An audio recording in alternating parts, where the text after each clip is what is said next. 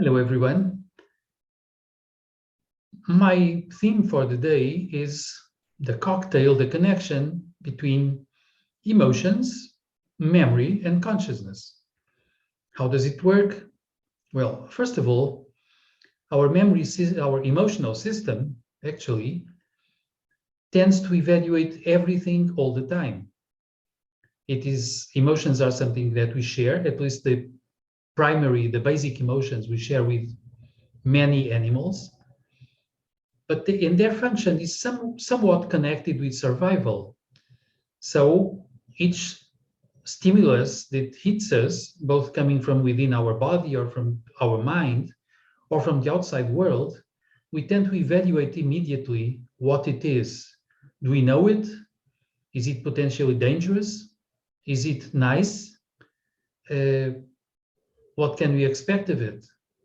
And is it going to help us?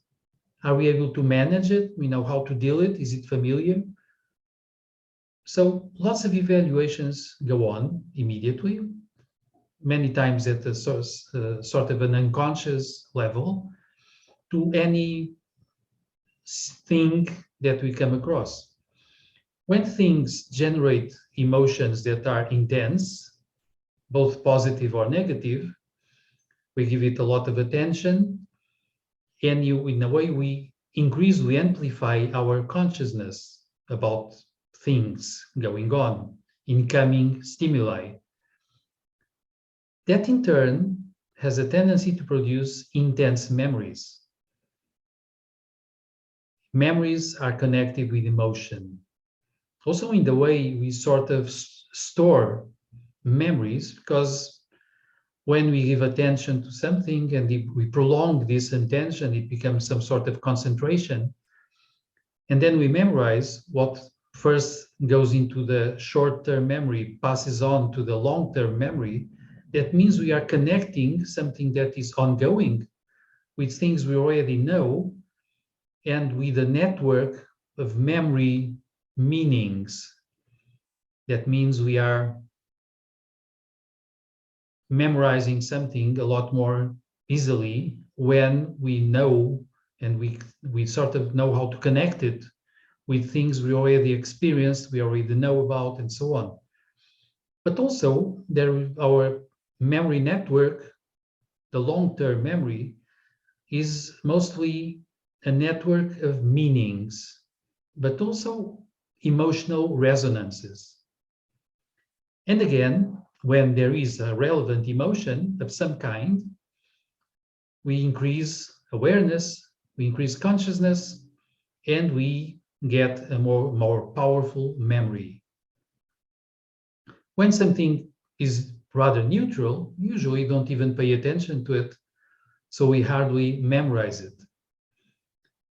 That's one reason for us not to memorize passively, because usually when there is consciousness there, we memorize a lot more. And we might be intentional in our effort at memorizing things. Indeed, we know that it's good for our survival, and it's good for the survival of the species that we memorize information about dangerous stuff. So trauma has a tendency to produce intense, powerful memories. Fortunately, so do very pleasurable moments of our lives, very pleasurable experiences, because then we also memorize something and we like to recall it later on. We like to recall our first love or some nice experiences with friends or some moments that we felt happy, successful, and so on and so on. And I would say that because of the way our memory and our emotions work together with consciousness, it's good that we avoid the trap of bringing too easily too many negative memories, because they are powerful, they are there, they are easy to bring back to our consciousness. It's good that because they have negative effects, even to our health, it's good to counterbalance that with lots of intentional memories and lots of intentional search for positive memories in our lives. Moments that we loved, that were important, that were meaningful, where we learned a lot, that became part of who we are, that became part of our day-to-day knowledge, that became useful, joyful, and so on.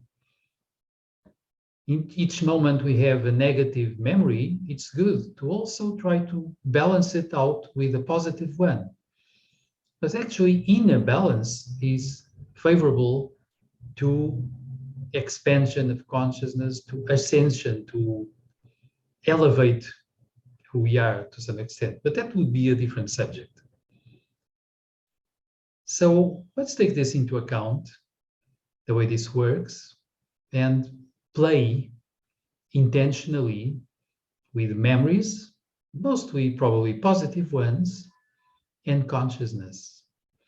And let's use memory as a way to increase consciousness all day long. Blocking emotions is usually quite negative to our health, mental and physical health. In the same way, cultivating nice positive memories favors our general health. Let's do that. And as usual, if you like this, share, comment, subscribe to the channel. See you.